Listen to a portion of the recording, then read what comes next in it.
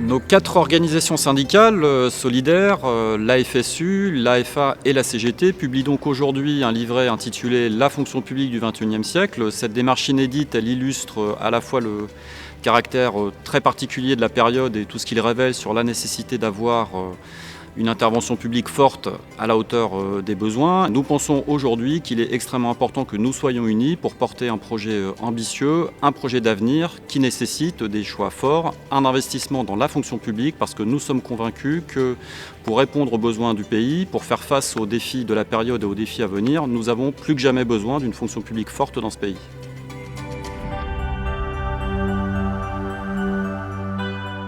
Pour fonctionner, les services publics ont besoin de moyens matériels et humains.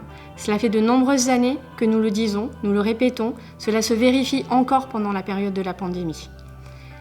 Aujourd'hui, nous réclamons des plans de titularisation massifs des contractuels ainsi que de véritables plans de recrutement pluriannuels. C'est indispensable.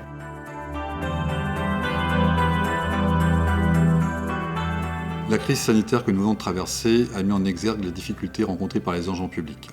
Ceux-ci, pour autant, sont toujours les plus maltraités que lorsqu'il s'agit des politiques de rémunération. Le gouvernement doit poser sur la table des propositions concrètes qui doivent faire que demain, la fonction publique soit attractive et qu'elle prenne en compte réellement les attentes de ceux qui la font vivre et qui servent au quotidien l'ensemble de la population.